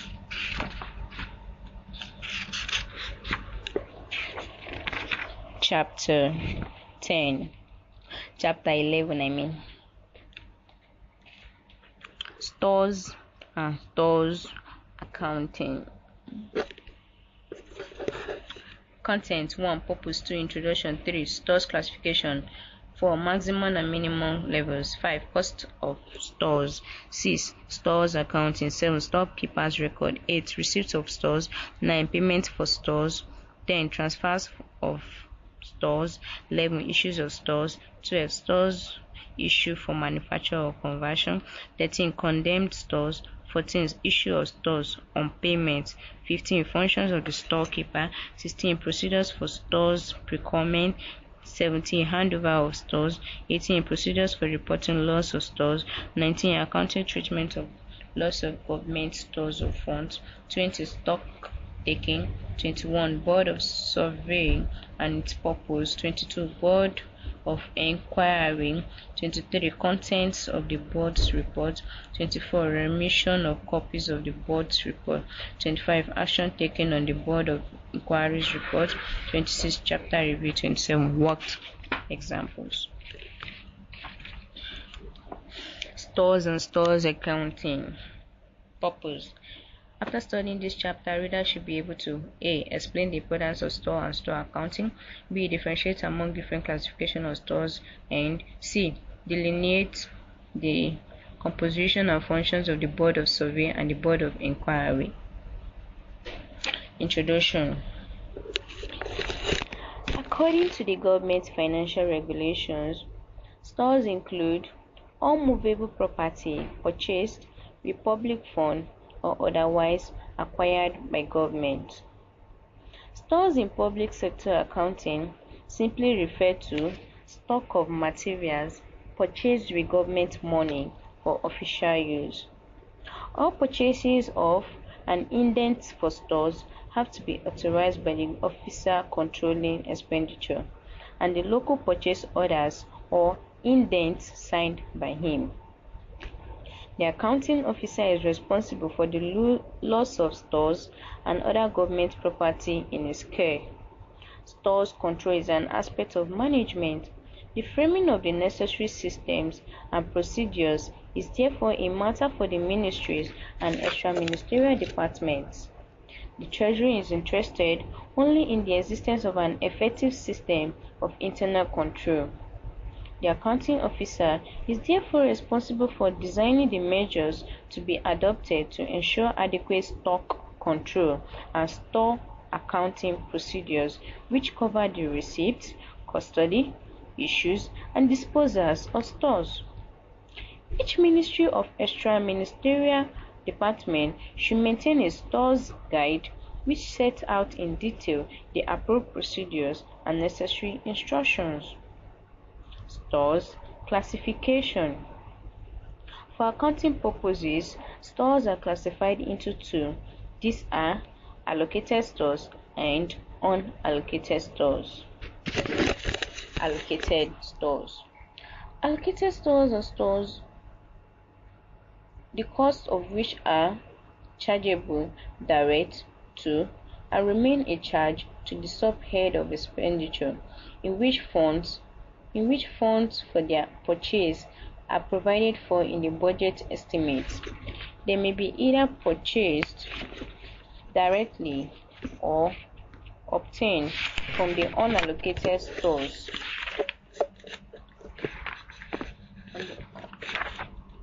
Either obtained directly or obtained from the unallocated stores stock. They are taken on numerical charge and may be placed in an unallocated store or put to immediate use. Unallocated stores. Unallocated stores are those purchased for general stock rather than for a particular work or service, for which the financial vote of charge cannot be stated at the time of purchase. The cost of purchase is debited to an unallocated store's subhead in the expenditure estimates.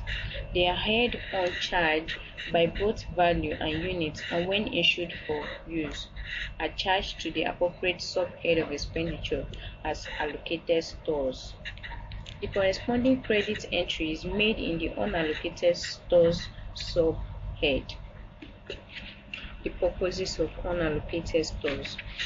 Unallocated stores are acquired for the following purposes: A. Acquiring stores of a standard design and in constant demand. B. Saving storage space by holding minimum stock requirements to avoid stock outs. C. Making the stocks immediately available when required for a project or service. D. Allowing the vote of the relative project, department or service to be charged with the value of the stores when issues are made from the unallocated stores. E. Reducing overall cost and maximizing benefits. Further classification of stores. The above two classifications of stores are further subdivided into three as follows. A. Non-expendable stores are of a permanent nature like plants and machinery, motor vehicles, furniture, which have a considerable number of years of serviceable life. B. Expendable stores are stores of a semi-permanent nature, such as shovels, paint brushes, and machetes, which are of short period of serviceable life. C. Consumable stores are those with items which once used cease to exist as store items. Examples are soap and stationery. Maximum and minimum levels. The accounting officer has to fix the maximum and minimum levels of the unallocated store holdings. He has to work out the reorder level for each item of stores. Once fixed, the maximum limit of the value of the stores, which may be held in stock at any one time, may not be exceeded without the authority of the Minister of Finance. Cost of stores. The cost of unallocated stores for accounting purposes is obtained as follows. A. For imported stores, the invoice price, free inspection fees, marine insurance, and customs duty. B. For stores purchased locally, the full purchase price less discount, if any. No other methods of arriving at the value at which stores are to be taken on charge are: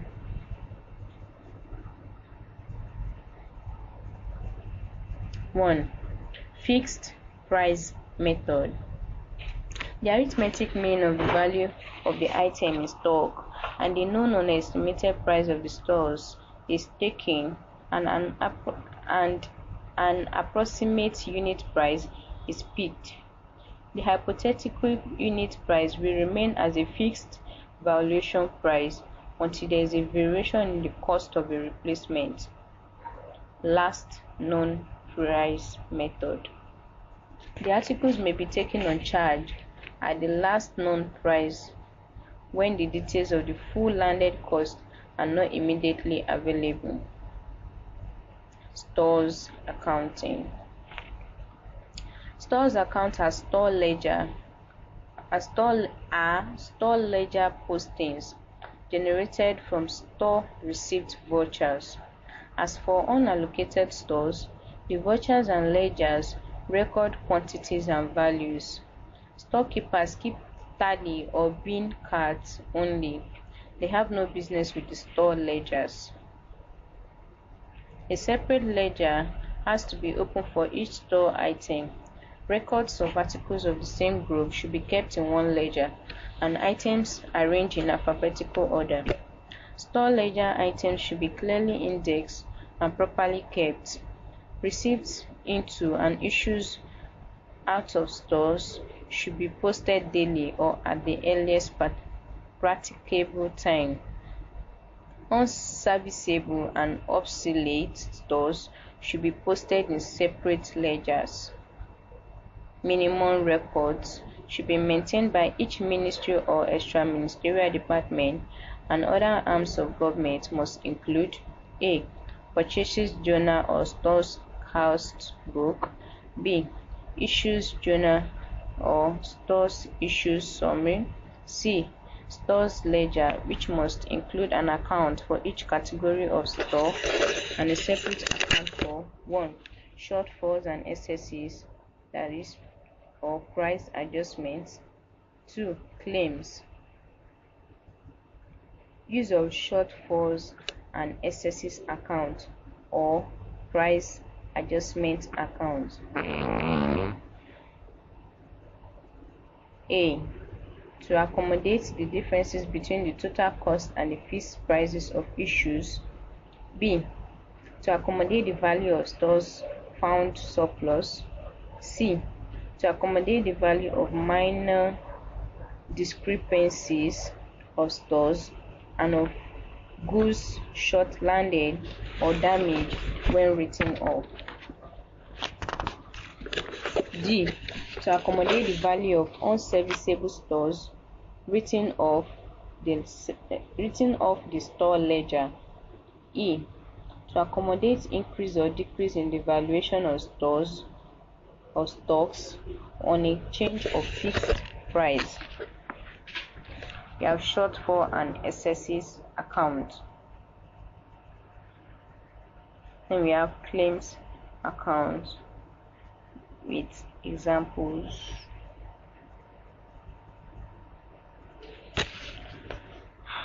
Storekeepers records. The storekeeper should keep a separate tally card or bin card for each item in the store to correspond with items recorded in the store's ledger. A tally card has to bear the relevant ledger folio to facilitate reference. Tally cards should be immediately available for entries and checking. Receipts and issues have to be posted to the bin cards immediately the stores are physically received or issued. Receipts of stores.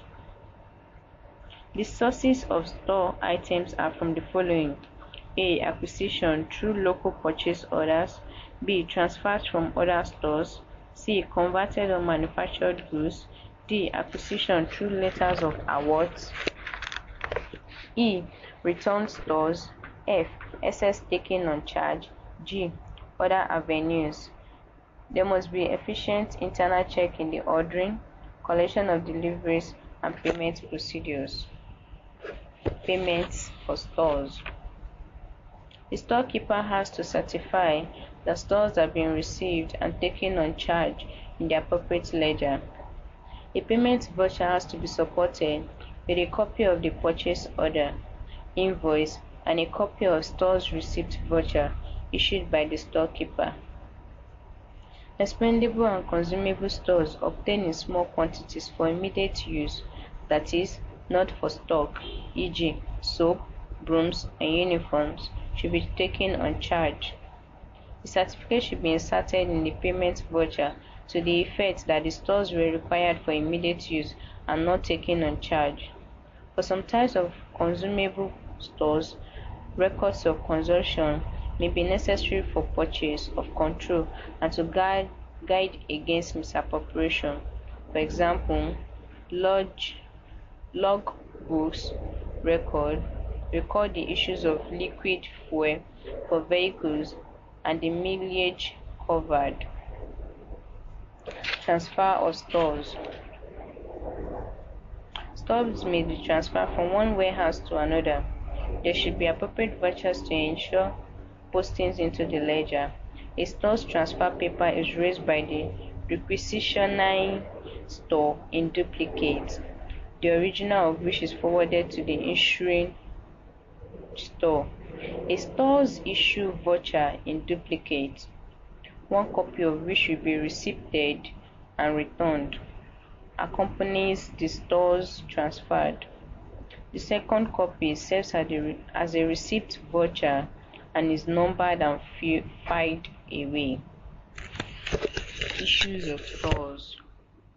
Requests for stores should be signed only by officer authorized to incur expenditure, or so authorized in the departmental store's instruction to do so.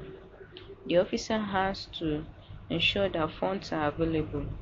Demands must be made on the prescribed store's requisitions form, store's requisition sheets, and issue vouchers support all issues of stores.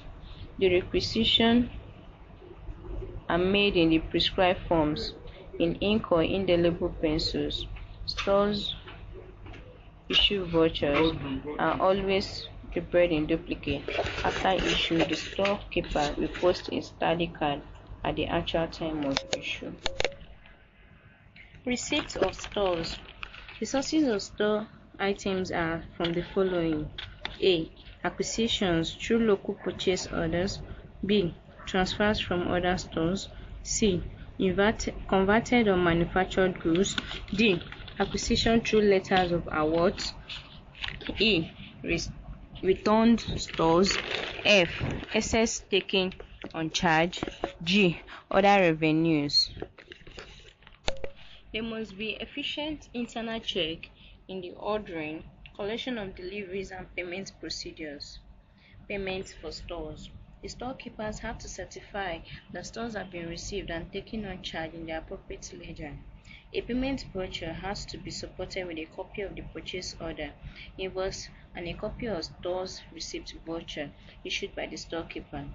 Expendable and consumable stores obtained in small quantities for immediate use, that is, not for stock, e.g., soap, brooms, and uniform, should be taken on charge. The certificate should be inserted in the payment voucher to the effect that the stores were required for immediate use are not taken on charge. For some types of consumable stores, records of consumption may be necessary for purposes of control and to guide against misappropriation. For example, logbooks record that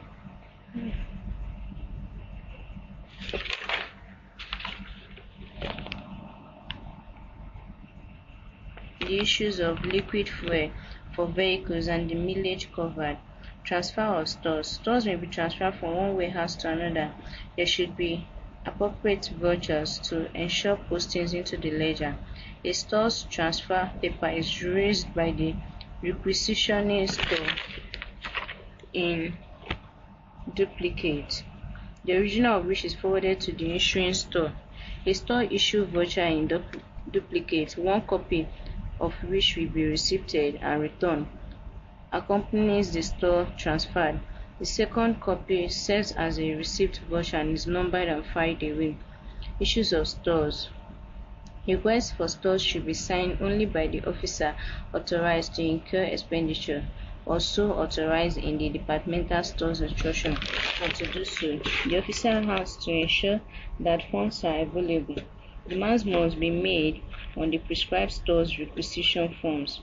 Store's requisition sheets and issue vouchers support all issues of stores. The requisitions are made in the prescribed forms in ink or indelible pencils. Stores issue vouchers are always prepared in duplicate after issue. The storekeeper will post a tally card at the actual time of issue. Stores issue from manufacture or conversion. Conversion vouchers are used to evidence stores and materials issued within the same store for conversion or manufacture. The original copy serves as an issue voucher for the article after manufacture, after which it is returned to the store and taken on charge. Receipt and issue sites of the voucher show the quantities and values where necessary. Condemned stores. Where a board of surveyors has condemned some items of stores and approval given to write them off, a store issue voucher has to support the issue of the stores duly authenticated. Issue of stores on payment. Government property must not be sold except where specifically authorized by the Minister of Finance. To arrive at the selling price, the cost of such stores is made up of the gross cost, that is allocated store, or current issue price, that is unallocated store, plus a rateable percentage store charge approved by the Minister. Stores may be issued on the payment only of the appropriate selling price when the head of a Ministry of Extra-Ministerial Department is satisfied that such sales are in the public interest. Store issue vouchers take care of stores on payment releases, but such stores will not be issued until the purchaser presents to the scheduled officer a treasury receipt for the payment of the stores and all associated additional costs, including stores and transport charges. The treasury receipt number is entered on the store issue voucher where credit facilities have been authorized. The store issue vouchers bears reference to the authority functions of the storekeeper. A. Maintenance of proper books of accounting records to timely reflect the transactions. B. Diligent arrangement of the store. C. Ensuring cleanliness of the store. D. Invitation of purchase requisition from the needy department. E. Collection of store items from the supplier to ensure that the items supplied agree with the specification and the agreed price stated on the local purchase order (LPO). F. Updating the bin or tally cards. G. Issuing of items out of the store on the strength of properly authenticated store requisitions. H. Preparation of store receipts and issue vouchers. I. Ensuring that there is adequate security over the custody of the store materials. Procedures for stores procurement. Upon receipt of the purchase requisition initiated by the storekeeper or authorized department, the purchasing department will: A. Obtain approval for the purchase of the items from the officer controlling the vote. B. Carry out a market survey or obtain quotations or tenders from prospective suppliers. C. Indicate a closing date for submission of tenders. D. Constitute a contract tenders board after the closing date. E. Issue local purchase orders to the contractors for the supply of the goods within a time frame agreed. The duty of the tenders board is to determine the lowest bidder and recommend award of the contract accordingly. The head of department is to approve the recommendation on the board handing over of stores. When an officer hands over the custody of stores to another, the incoming officer will ensure that the physical count agrees with the figures shown in the bin cards or store ledger. If there are no differences, both officers will jointly sign a certificate or store form 10. However, in the absence of the outgoing officer, a stock verifier or board of survey may have to check and do the handing over to the incoming officer. The outgoing officer is answerable for any discrepancy reported at the time of handover, while the incoming officer will account for any deficiency not discovered at the time of handover, but which was later uncovered. Procedures for reporting loss of stores. Loss of stores may be written off under the personal authority of the accounting officer, provided that A. The original cost of each item is no more than 5,000 and the total sum of the value of the item does not exceed 20,000. B. There is no weakness in the internal control system. C. There is no evidence of fraud or theft. D. Where negligence is involved, the offending officer has been disciplined according to the laid down rules and regulations. Actions to be taken by the storekeeper of officer in charge. In the event of any loss of government store, the officer in charge of the store should A. Report to the head of department. B. Report to the nearest police station if there is any possibility of fraud or theft. C. Initiate action on Treasury Form 146, report on loss of funds or store. The officer will complete part 1 of the form and forward it to the head of department. D. Ensure that if there are weaknesses in the internal control system, immediate action is taken to prevent a recurrence of the loss. Actions to be taken by the head of department. On receipt of the report of loss of store, the head of department will A. Forward brief details of the loss to the accounting officer of the ministry. B. Investigate the loss and complete part 2 and 3 of Treasury Form 146. C. Recommend to the accounting officer the convening of a board of inquiry where the circumstances warrant an investigation. D. Ensure that if there is weakness in the internal control system, measures are taken to plug the existing loopholes. E. Obtain copies of police reports or court proceedings and transmit them to the accounting officer of the ministry. Actions to be effected by the accounting officer. Upon receipt of the report of the loss, the accounting officer will proceed as follows. A. If the loss is not significant, complete part 4 of the Treasury Form 146 and transmit a copy each to the underlisted officers. 1. The Accountant General. B. The Auditor General. C. The head of the accounts department or section. B. However, if the loss is material, the accounting officer will 1. Forward brief details of the loss to the Accountant General and the Auditor General for necessary follow-up. 2. Convene a board of survey where the circumstances call for such an investigation. 3. Recommend the suspension of the officer concerned where the circumstances call for a disciplinary action. 4. Examine critically the full details of the loss and inform the Accountant General, the Auditor General, and the Federal Civil Service Commission through a letter accompanying with the police report and Treasury Form 146. 5. Review the internal control system and tighten loose ends. 6. Recoup the loss as stipulated by procedures. Actions to be taken by the Accountant General. On receipt of the loss of the report of the loss, the Accountant General will ensure that A. The accounting officer has followed full procedures. B. An accounts officer or internal auditor is a member of the board of inquiry set up to investigate the loss. C. Adequate measures are taken to correct all lapses in the internal control system. D. All practical measures are taken to recoup the loss. Accounting treatment of loss of government stores or funds. The type of accounting entries required for the treatment of a loss will depend on its nature, the date of the transaction which resulted in the loss, the date on which it arose, and the date of passing the necessary entries. An illustration is given. Stock taking. The accounting officer has to ensure the periodic check of store account balances. A stock verifier could undertake this. However, if the services of a stock verifier are not available, the accounting officer will apply to the Federal Ministry of Finance for the appointment of a board of survey. Stock taking should be carried out at least once a year.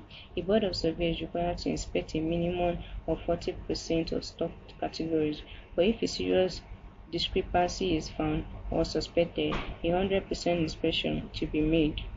The storekeeper should not be privy to the program and the proposed dates for the stock taking of items selected for verification. The items should include all categories of stock, especially those in general demand or which are attractive in nature. The stock verifier appointed should verify the timing of the items. Operations Research has introduced a new device in stock-taking procedures, which is determined by statistical sampling out of the population of a range of stores, the number of items with contrary discrepancies. The acceptable level is based statistically on past experience. If the shortfalls reviewed exceed the acceptable standard, the full range is subjected to thorough searchlight. Closure of store during a survey. Where store is closed, while a board of survey goes into action, issues will not be made without the sanction of the president of the board of survey, who countersigns the store issue voucher. The Auditor General has the power, where he has a reason, to call upon the extra-ministerial department or ministry to take stock. In the presence of his officers, normal stock taking should be carried out by at least 2 officers, none of whom should be from the storekeeping staff, where the services of the stock verifier could be secured. Another person should assist him. Both of them should be provided with a list of ledger headings on which to enter the quantities found. They should have no access to the ledger balances. It is the duty of the stores officer to enter the ledger balances. Stock balances found on stock taking should be compared with the corresponding store account balances at the earliest possible moment. Discrepancies should be investigated immediately to arrive at the correct stock figures.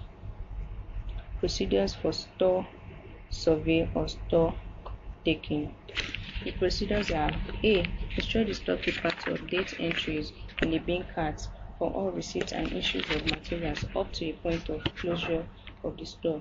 B. Make physical count of the stock of sampled items of each category. C. Note physical count on the survey sheet. D. Compare the physical stock count with the tally card balance and the stock balance as shown in the stock account. Board of Survey and its purpose. A. What a survey is and justifications for existence. The term survey can be defined as a general view or the act of looking over something carefully. In government accounting, survey refers to a situation where one officer or a group of officers are charged with the responsibility of making the examination of something and submitting a report on it thereafter. A board of survey on cash and bank is made up of members appointed by the Accountant General to ascertain the balances to be surrendered by each ministry or extra-ministerial department at the end of each financial year. Surprise boards of survey may emerge on cash interest and account. B. Classes of boards of survey. Boards of survey can be classified into 1. Survey of cash and bank balance. 2. Survey of stamps balance. 3. Survey of stores, plants, buildings, and equipment. The convener of a board of survey on cash or bank balances, stamps, and interest amount or accounts. A board of survey is convened by the Accountant General of the Federation, mostly at the end of each financial year. Composition of the board of survey.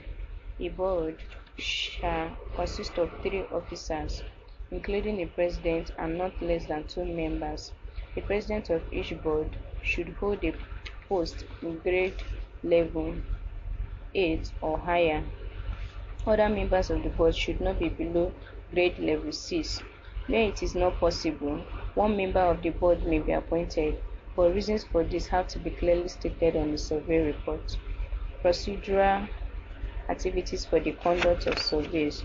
It is very important for the board members to report early, ahead of the official opening time, at the point of survey, to ensure that no transactions takes place. Each board should take the following procedures. A. Check the cash and stamp register by casting the entries for the last month of the year and comparing the balance at hand with one disclosed by the record. B. Ensure that for a bank account, a certificate of bank balance is obtained and reconciled with the one shown in the cash book. C. Ensure that all currency notes and coins, if any, are counted and denominated. D. Certify the cash and bank balance on both the original and duplicate copies of the cash book. E.